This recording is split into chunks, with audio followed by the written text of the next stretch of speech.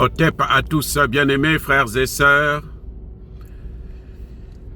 Vous savez, il se passe des choses actuellement en Afrique centrale. Nous saluons le président Touadéra, le président tchadien. Je les critique parfois parce qu'il faut que ça change, il faut que ça évolue, il faut qu'on s'en sorte. Ils n'ont plus le temps à perdre, ils n'ont plus le temps à jouer avec les putains de Français de merde. Voilà, ils n'ont qu'à faire maintenant le travail, s'occuper de l'Afrique et des Africains. Voilà. Alors, il se passe quelque chose de formidable. Vraiment, alors, c'est exceptionnel. Le Tchad et le Centrafrique viennent de créer un mémorandum, de rédiger un mémorandum pour la création d'une force conjointe dans la résolution pour assurer la protection des frontières. C'est le début d'un AES bis. Le Tchad, ça s'est passé à Bangui, où les autorités tchadiennes ont fait le déplacement et se sont rencontrés avec les autorités centrafricaines. Ensemble, ils ont signé 2 mémorandums. Le premier, c'est pour la création d'un cadre de sécurité pour les 2 pays. Et le deuxième, c'est pour la création d'une force conjointe. Force conjointe pour la protection des frontières. Alors, j'ai 2 remarques particulières à ces accords. La première remarque, je ne sais pas si ça vous rappelle quelque chose. Force conjointe. Vous savez que ça vous rappelle quoi? Force conjointe, ça rappelle la création de l'AES.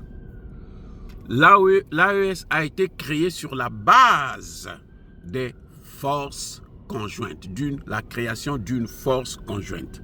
La seule différence ici, c'est que ces 2 États, ce n'est pas 3 États, mais c'est quand même 2 États. C'est la même chose. L'AES contre l'alliance du Liptako-Gourma, c'était d'abord pour les frontières, la protection des frontières. C'est-à-dire, ça permettait à l'armée malienne qui subit des attaques terroristes, et quand ils ripostent, si les terroristes fuient au Burkina Faso, alors l'armée malienne suit ces terroristes-là au Burkina Faso, ou au Niger et vice-versa. C'est ça que la création d'une force conjointe pour la protection des frontières. C'est ce que viennent de créer le Tchad et le Centrafrique. C'est une merveille. C'est une innovation. C'est tellement beau. Il me manque des mots pour expliquer ça un peu plus correctement. Ce n'est qu'après maintenant qu'ils ont relancé, qu'ils ont créé, qu'ils sont passés à l'étape suivante. Et aujourd'hui, l'AES sont maintenant à l'étape de la confédération en vue d'aller vers la fédération.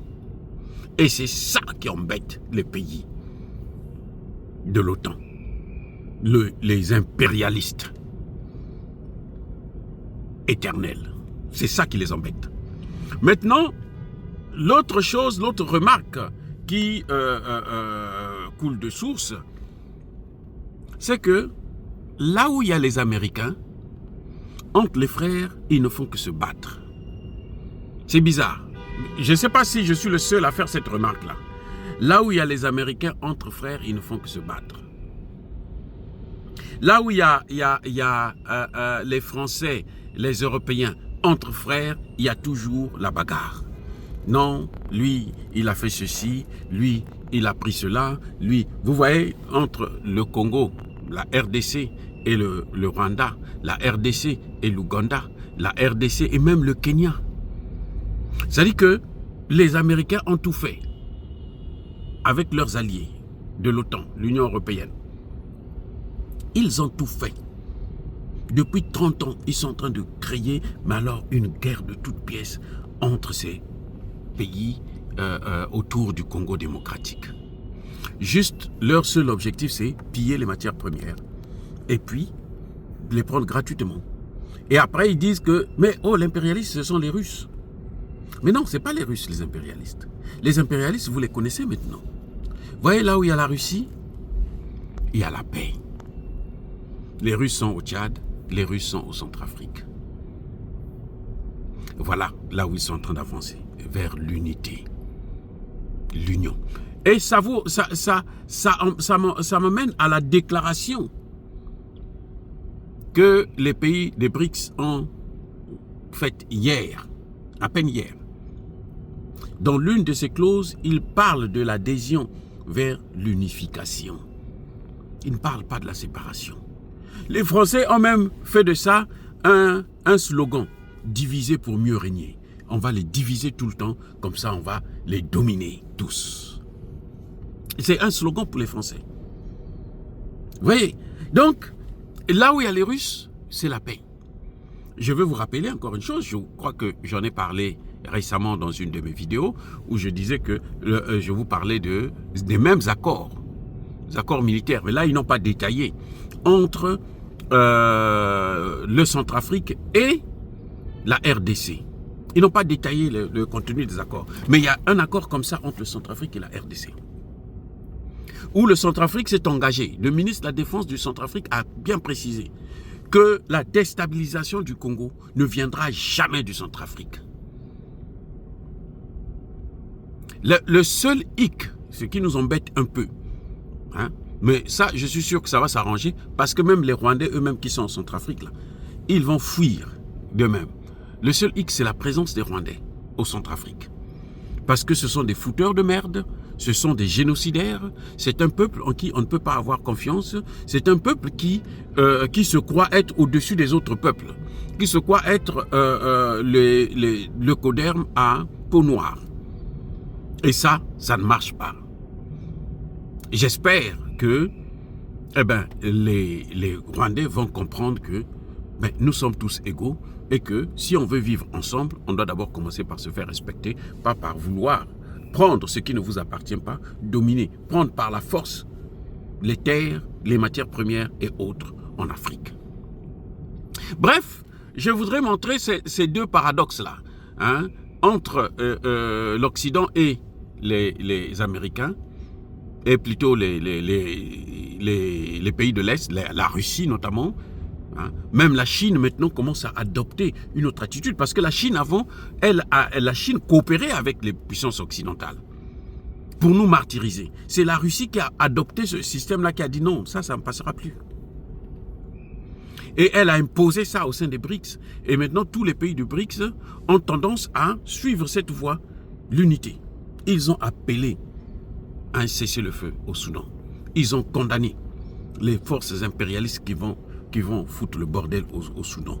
Ils ont condamné l'Ukraine qui prend des armes pour les envoyer dans le Sahel.